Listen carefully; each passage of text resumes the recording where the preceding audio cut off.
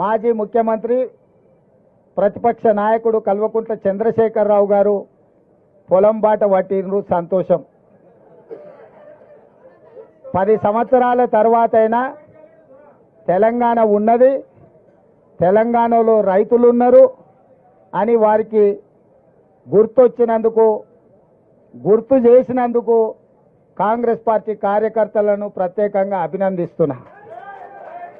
ఎందుకంటే అధికారం కోల్పోకపోయిన ఉండుంటే, అధికారం కోల్పోయిన దుఃఖంలో ఆయన కింద పడి గాయం కాకపోయిన ఉండుంటే, అవినీతిలో పాల్పడి కూతురు జైలుకు పోకపోయిన ఉంటే చంద్రశేఖరరావు గారు మనకు కనిపించడానికి కూడా దొరకకపోవు. తుపాకీ గుండుకు అందకపోవు, దొంగకు దొరకకపోవు. వారు అధికారం కోల్పోయినందుకు, కిందపడి గాయమైనందుకు, కూతురు జైలుకు పోయినందుకు మాకు కొంత సానుభూతి ఉంది సాటి మానవుడిగా. కానీ ఆయన వ్యవహరించిన తీరు మాత్రం ఆక్షేపణీయము. కాంగ్రెస్ వచ్చింది, కరువు వచ్చింది అంటున్నాడు. 80,000 పుస్తకాలు చదివిన చంద్రశేఖరరావు వానాకాలం ఎప్పుడు వస్తుంది, చలికాలం ఎప్పుడు వస్తుందో నీకు తెలియకుండా పోయిందా? జూలై, ఆగస్టు, సెప్టెంబర్, అక్టోబర్ వానకాలం, నవంబరు, డిసెంబరు, జనవరి, ఫిబ్రవరి చలికాలం. కాంగ్రెస్ ఎప్పుడు అధికారంలోకి వచ్చింది? డిసెంబర్ 7 తారీఖు నాడు వచ్చింది. చలికాలంలో వానలు పడతాయా? సార్ ఒకవేళ వేసుకున్నప్పుడు వాన పడ్డట్టు అనిపిస్తే నాకు తెలియదు.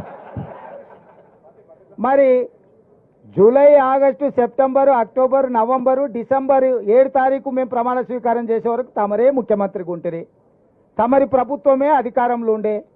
మరి తమరి పాపాలకే కదా వరుణదేవుడు భయపడిపోయి వానలు గురవక కరువు వచ్చింది.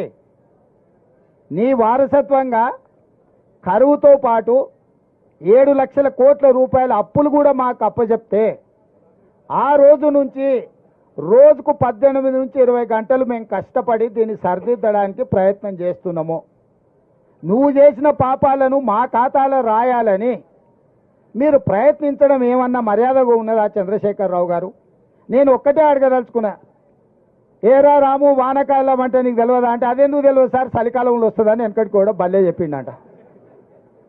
చంద్రశేఖరరావు గారు కూడా గట్లే చలికాలంలో వచ్చి ఇప్పుడు ఎండాకాలంలోకి అడుగు పెడుతున్నాం. మేము వచ్చింది ఎప్పుడు, వానలు రాకపోయేప్పుడు, కరువు మేమెప్పుడు తెస్తుమే? నీవు చేసిన కర్మ మాకు తగులుకున్నది.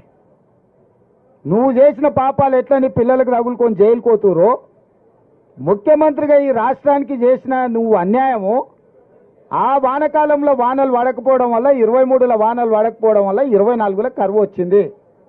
మేము వచ్చింది చలికాలంలో, చలికాలం నుంచి ఎండాకాలం పోతున్నాం. నిజంగానే కాంగ్రెస్ వచ్చినాక కరువు వచ్చిందా లేదా అనేది రేపు వచ్చే జూలై నుంచి సెప్టెంబర్ వరకు వానలు పడుతున్నాయా, వానలు పడతలేవా, కాంగ్రెస్ వల్ల ఏమన్నా ప్రకృతి మన మీద పగబట్టిందని లెక్క అప్పుడు తెలుస్తుంది.